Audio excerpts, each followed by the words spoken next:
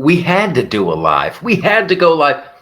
Yes, I'm in Las Vegas. However, it's Wednesday night, and I think if I did my calculations correctly, I think it's 8:30 on the East Coast.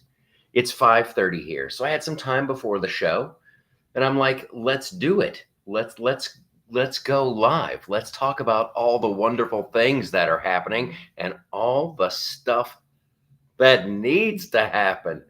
All right, so we'll let the comments start populating. I just want to say thanks to everybody for being here. Thanks for sharing the stream, whatever platform you're watching on. And holy smokes, Charlie's here. How's it going, Charlie? I want to talk about last night a little bit. First of all, yes, Wendy, it is time to party. First of all, I found this out about the pools here in Vegas.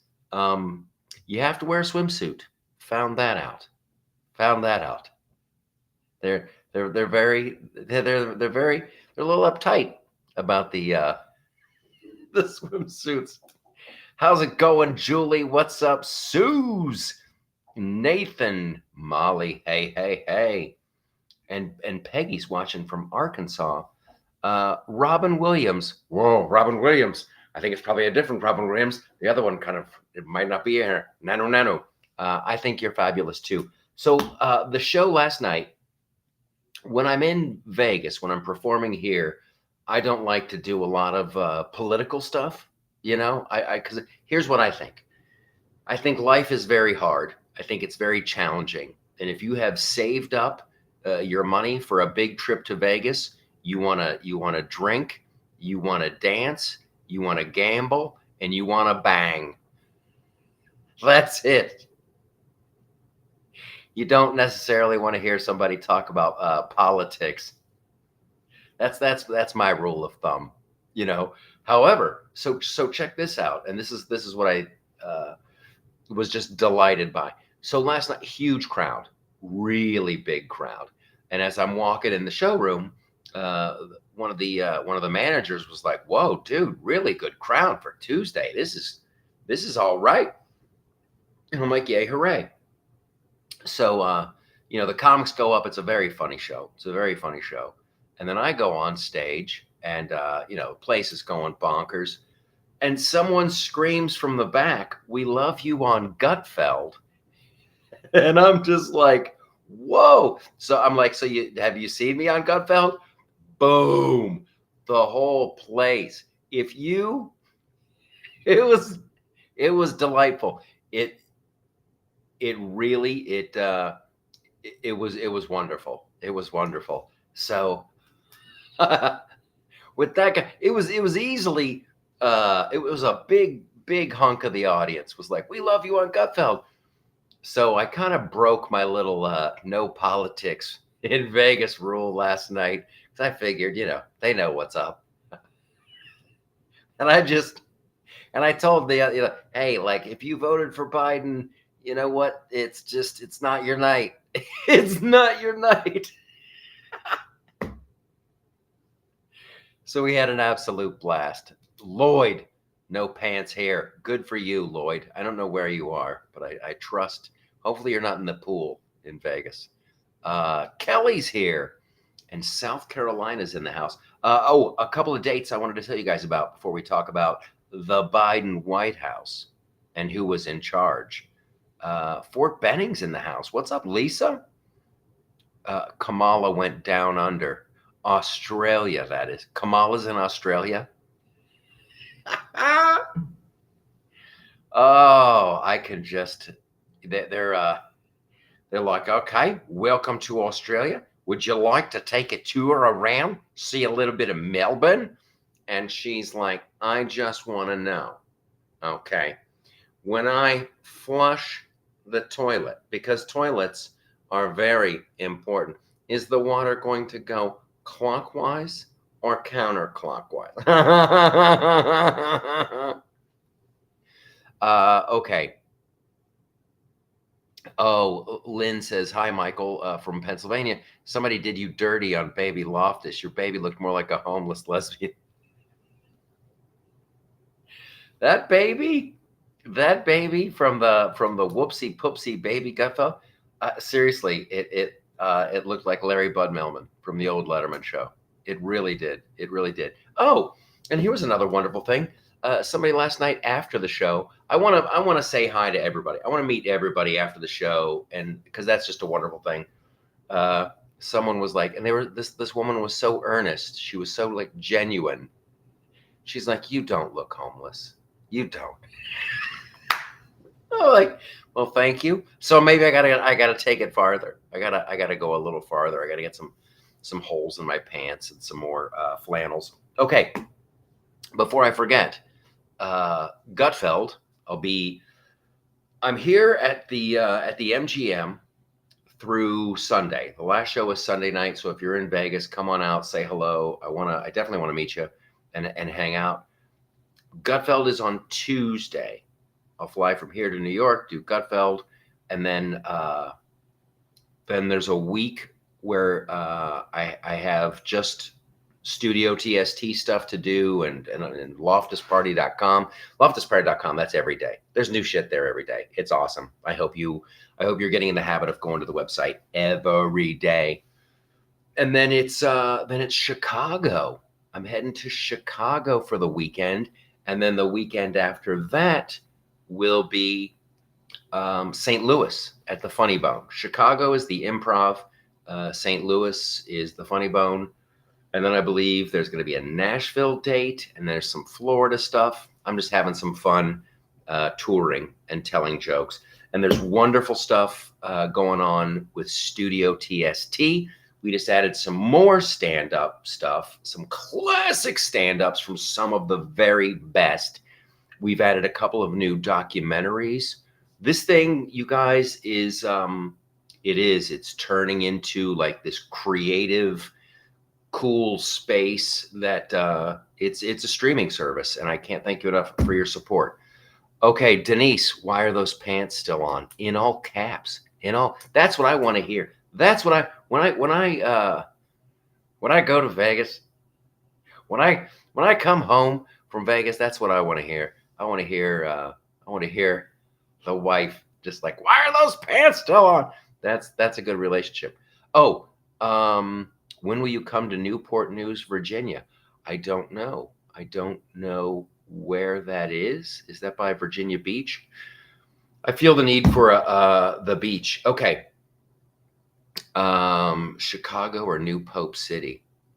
Hubby and I scream of joy when we know you're on Gutfeld. So it'll be Tuesday. Okay. So here's part of the Nostradamus aspect. I got such a great. Oh, I'll get to Omaha. And then I just added a new date today. I'll keep updating. If you go to the loftusparty.com and there's like a little search bar, search tour dates, and we'll get that all together. But I did a video. I thought it was so funny. Because it was Hunter Biden admitting that he was the guy in charge of the White House. He was like, "Yo, it was me, you guys. All right, I did it, and I don't care who knows. Sure, we had to pull some all-nighters and all that." And then I joked that he had some help from Dr. Jill. He had some help from Jill Biden. Holy moly. I posted it at theloftusparty.com. When we're done here, you can go over there and see it. It's undercover video with that David Hogg kid. That David Hogg kid who for a couple weeks was pretty high up in the Democrat Party. And someone in the undercover video was like, so hey, who was running the White House? Who was really in charge there? And he is saying it was Dr. Jill's chief of staff was making a lot of the decisions and had a lot of power. We got to figure this out. This is like I was just kind of joking around and thought, oh, we should put some attention on this. But I'll say this right here, right now. I don't think Joe Biden was ever the president. Like, honestly, in the day-to-day stuff, I think they put him in there They told him where to sit. They put a pen in his hand every once in a while, and he would sign some stuff. But beyond that, he wasn't making any of the decisions. He really wasn't. And I don't care what side of the aisle you're sitting on. That's that I think we need to look into that. I think we need to look into it. Like, who was making the decisions? Because I don't want that to ever happen again. David Hogg, too much of a testosterone poisoned alpha male for the DNC. Yeah, he was. David Hogg was just too much man. They couldn't handle the 83 pounds of twisted steel and sex appeal. That is David Hogg. That's hilarious. That's hilarious. We have to figure this out. This is like, I don't think the pardons are going to hold up, really. And whoever's plan this was, like, a lot of people are talking about treason, and I'm right there with them. I'm right there with them. I remember after the Democrat debate, after the first, like, they hadn't decided who the candidate was going to be, and Joe just got wrecked. He just got steamrolled. He had that 1,000-yard stare. Is there going to be Jello? And I remember I said it on Fox News. I'm like, that dude, he's got to drop out. He's got to drop out. He can't be the president. That dude, and then it just goes to show you. It just goes to show you. All of a sudden, Bernie Sanders just drops out, and Pete Buttigieg drops out. Yeah, it's shenanigans. We can't do it like this. We can't do it like this. I'm fired up. No, he wasn't making any of the decisions. The person who was in charge was not voted into office. Exactly. And I don't want some deep state flunky getting us into conflicts and throwing billions of dollars around. And boy, howdy. And it's going to get maybe a little redundant over here. But a big hunk of the podcast is on the DOGE cuts. I'm tweeting about the DOGE cuts. I'm writing posts at theloftusparty.com about the DOGE cuts. That's all I care about. That's all I care about. Keep the big beautiful bill. Keep that going. But boy, we need to codify all of these DOGE cuts, all of them. And whoever, I don't care what side of the aisle you're on. Red, blue, purple, magenta. If you're not down to make those cuts, get out of the way. Get out of the way. I voted for the DOGE cuts. I didn't vote for Senator Butthole in frickin' South Carolina. So how about that? While you're in Vegas, try Nacho Daddy. Great food. Jan, you seem to know a lot about Vegas. I will try it. I got to get over to the Sphere while I'm here. A buddy of mine is working on a show over at the Sphere, and I want to see what that is all about. I want to see what that's all about. Hey, and congratulations to Judge Janine. Judge Janine got sworn in today. I tell you what, I got high hopes for Judge Janine. I think she's going to bring the thunder. And I want to say this, Marco Rubio is a freaking delight. That guy is awesome. And yeah, cut all of Harvard's money. Why the hell does Harvard get any money from us? That's an absolute joke. Debbie says, the whole time I was taking care of my aunt who had dementia, she was never as bad as Joe. Yeah, it's hilarious to me. That, because it's just so absurd. These people they're writing these books, you know. We talk about it on Gutfeld all the time. Like Jake Trapper from CNN. They fooled us. They tricked us. They tricked us. Were you hit in the head with a shovel? Are you okay? Are you in pain? You need to lie down. It's unbelievable. It's like, journalists used to be cool. Like there was a whole thing like that, like Clark Kent and Superman. Superman was a reporter. Reporters were cool back in the 30s and the 40s and the 50s. That was a freaking, oh, I'm a hard nosed. Like reporters, they'd always seen too much and they were a little surly and a little crass because they just knew the truth of the world and they didn't have any time for your BS. And now, like every reporter is just like, tell me more about how the world works, Obama.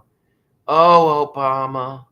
Oh, Joe Biden, you're so dreamy. It's like they never assume that the Democrat could be lying to them. They're like, hold on. That's a Democrat. So obviously they're telling the truth and we don't have to you you have to be a mental midget to have not put it together that Joe was not up to the challenge. He was not up to the task. And don't feel bad for him either. Don't feel. I was saying this on the podcast too. Listen to the podcast. Hopefully you're subscribed and you're enjoying it. We're having a boatload of fun. But like Joe Biden has been playing the sympathy card and playing the oh woe is me, and he's been doing this crap since the 70s. He sucks. He is a professional parasite. Don't. Oh my gosh. All that crap, the freaking Burisma, the Ukraine, the Chinese money, the taking care of this, the 10% of the big guy, his other brother. They're a disgusting group of people. They are a disgusting group of people. And I get fired up. It's one thing to be a con man, right? You're like, oh, I'm trying to trick people out of their money. But when you're trying to con people off of, oh, send me to Washington and I'm going to make sure we can save those puppies. Oh, send me to DC and I'll make sure every baby possum has a warm bottle of milk. When you're ripping people off and pretending to help them, that's the most disgusting, vile. I got no sympathy for Joe, Hunter, the whole family. Yeah, totally agree. Joe sells every trauma he can to conjure to manipulate the masses. Yeah. His wife was in a car accident back in the day, and Joe, of course, is like, she was hit by a drunk driver, which she wasn't, but he just thought he could milk a little bit more sympathy if she was hit by a drunk. Oh, my house burned down. He had a kitchen fire. It was all okay. No big woo. My house burned down. He's a piece of work. People are going to pay that moron to make speeches. I don't think they are. I don't think Joe and Kamalala Ding Dong, I think, are both with CAA. And I don't think they're going to, maybe Kamalala Ding Dong can make some money giving speeches. And don't forget the dead card. Yeah.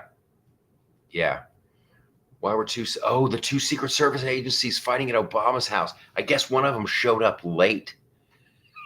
And one girl had enough.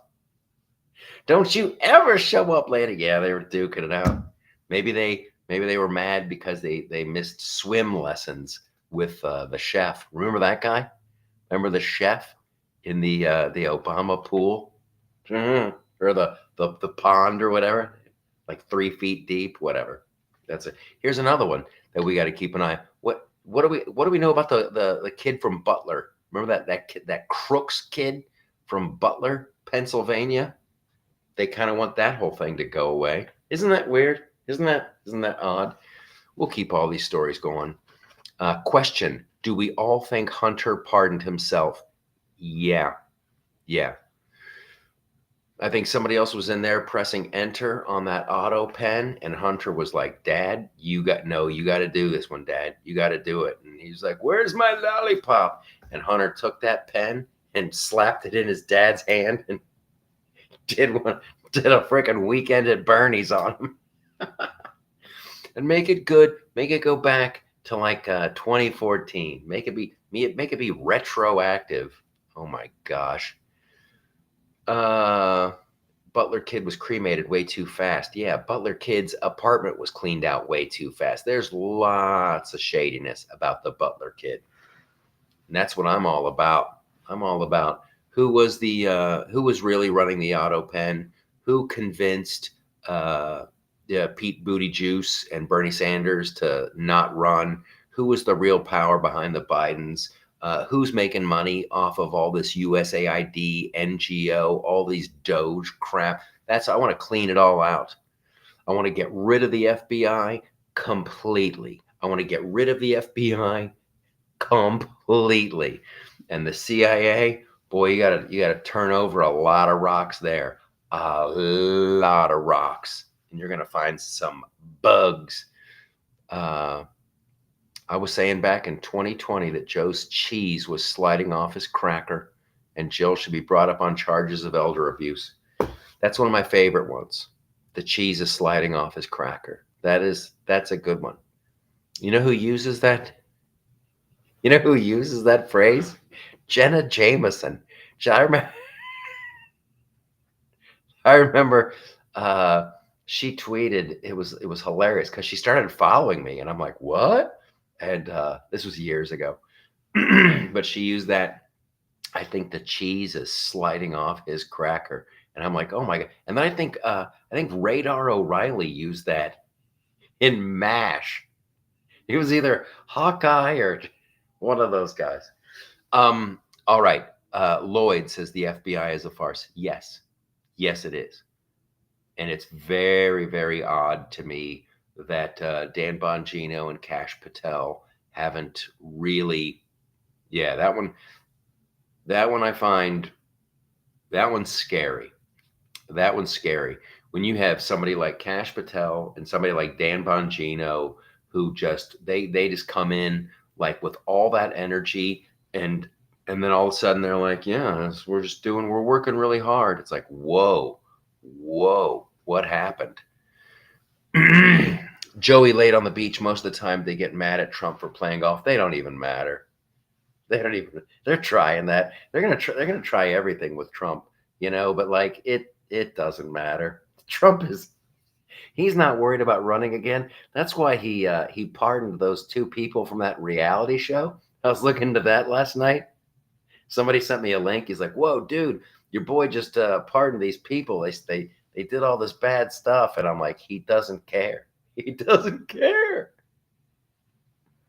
That's the awesome part about all of this. They're like, oh, he's playing golf. He's like, whatever. He called Putin stupid or something the other night. That was awesome too. I don't know what the guy's problem is. I think he's stupid. And like, who would? I love it. That's the Trump I know and love. Damn it. Jesse Waters interviewed the DOGE boys and Elon. A lot of the money never left Washington. Yeah. We have to keep the pressure on there. It's the biggest grift ever. And if we don't do something about it, we're morons. And it's hard to not get super angry about that. Glenn says, yeah, I expected more from Bongino. Me too.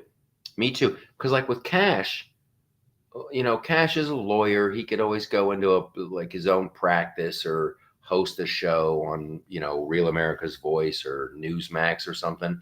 But Bongino, that dude, he's doing all right. His podcast was pulling in some big numbers. I think he's one of the owners of Rumble. And so I'm like, okay, he doesn't need the money. He knows what he's talking about. There's like, what could they possibly, I don't know what happens. Bongino knows it's deep layers. Yes, indeed. Which who knows how deep that stuff goes. I know that Eisenhower warned America about it. When Eisenhower was stepping down, when he was done with his, tenure as commander-in-chief and his presidency was at an end, in his farewell address, he was pretty much saying, watch out for the military-industrial complex. That was the big one that, yeah. And then old JFK got in there, and JFK's like, oh, I'll take care of the military-industrial. Ow, what in the world? Oh, yes, it takes time. It takes time. Listen, I'll give Bongino and Cash the benefit of the doubt. Who I'm not going to give the benefit of the doubt to is anybody on the GOP side who's not like fired up about making these Doge cuts. There's no excuse. This is who you are. If you have a moral center, if you have a core set of beliefs where you want smaller government, more efficient government, less government spending, now is the time. When will there be a better time? You have the White House, you've got the House and the Senate. Why are you taking a vacation? There'll be other vacations. Hawaii will still be there. You can still go to Florida. But right now, you got to make these cuts. Shell says, right, Michael. Okay. You guys are fantastic. I'm going to borrow a guitar. I can't say I'm gonna, but I can't say I'm not. If I'm not playing the guitar in my show in Chicago, you're allowed to make fun of me. It's got to happen in Chicago. It's got to happen in St. Louis. I just love it too terribly much. And then here's the other thing, just to percolate this, because Pride Month is about to start, and this is what started this last year. I think June should be about veterans and everybody who's been of service to their country. Anybody who's worn the uniform. I think all of June should be like armed services, police, fire. That's their month. July is slut month. This is what we're doing, and we're gonna come up with fun activities for couples that want to keep that spark going. They just want to take things to the next level. Because here's what you get: bored, you get complacent, and what we need is a national. And this will help with the population decline. We're like I'm calling it Slut Month because I like the way it sounds, but I'm not encouraging you just to go out and just have sex with anybody. No. This is about people who are in long-term relationships. They're with somebody special, and they're we're gonna kick it up. We're gonna get America banging again. We're gonna make America bang again. That's great. Janet, Mark, yes. Debbie, you're a widow. Debbie, you're in luck. We're gonna carve out a special niche for widows and slut month activity. You might have just won the lottery. Military Veterans Month would be exponentially better than Pride Month. Yes. It'd be fantastic. I think Pete Hegseth, there's a great guy. Pete Hegseth's doing a bang-up job. Pete Hegseth's doing great. Marco Rubio's doing great. J.D. Vance is doing great. I got high hopes for Janine, Judge Janine. It's also, when is Slut Month? June. I picked June or July. It's July. I picked July because it's patriotic. So June is going to be about our military veterans. July is Slut Month, so that you can be in your backyard with a sparkler between your butt cheeks, and you can just be doing cartwheels. I